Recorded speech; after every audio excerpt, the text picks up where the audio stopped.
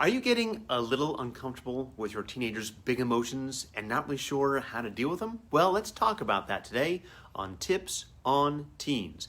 My name is Kent Toussaint. I'm a licensed marriage and family therapist, and I specialize in helping kids, teens, and families live happier lives. I lead two organizations, the group Private Practice Teen Therapy Center and the nonprofit 501c3 organization Child and Teen Counseling, both here in Woodland Hills, California. Every Wednesday at noon, I hop on to Facebook Live to answer your parenting questions. Let's jump into today's question. I need advice on how to respond to my kid's big mood swings. I feel like when he was a younger kid, it was just so easy to comfort him when he was upset. Like I'd say, "It's all right," when he hurt himself, and he would bounce back pretty quick. Now he's 15 and he's going through some drama with his girlfriend, and it's not even his first one. My husband and I are kind of taken aback by how extremely emotional he gets.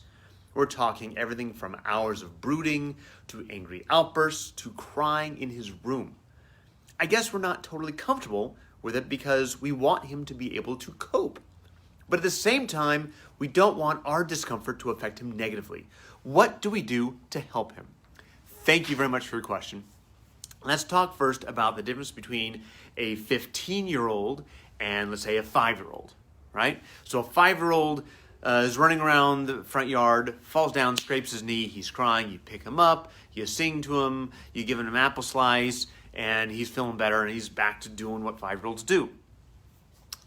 15-year-old, he's probably not falling down and scraping his knee, but the emotions he's going through are just as big, if not bigger, because he's a teenager and his brain is developing vastly and quickly and exponentially.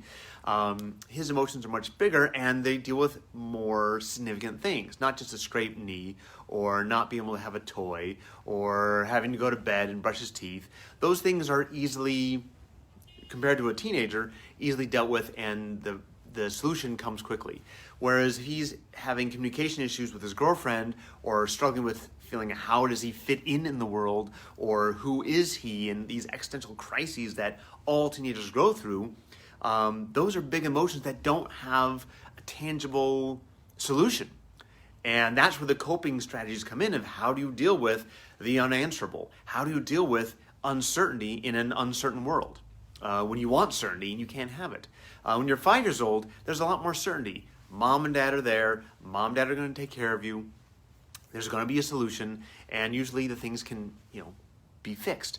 But the 15-year-old, it's much different. So you can't just go and say, "Hey, there, buddy, it's going to be okay," and he's going to just go, "All right," and pop to it. He's going to have to go through these things. Now, hopefully, he has you and your husband to lean on for emotional support. And when he does, it's not about you solving the problem, because you can't solve the problem anymore. But you can do is just sit with him, put your arm around his shoulder, hold him, listen, validate his feelings.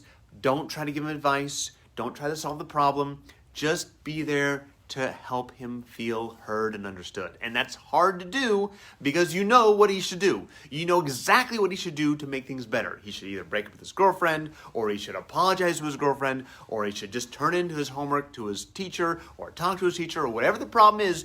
You know the solution because you've been through this. You have the life experience and the wisdom to know. He probably knows what he should do as well. He just needs to feel it first. And if you try to jump to solving the problem, you're jumping over the emotional process he has to go through.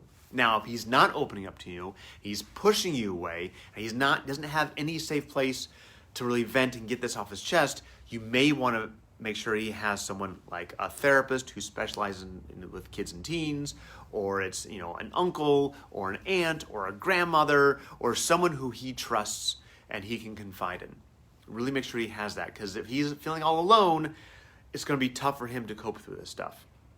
It's tough because as parents, when our kids are struggling emotionally, it hits our emotional buttons too. It makes us feel uncertain. It makes us question, are we doing a good enough job?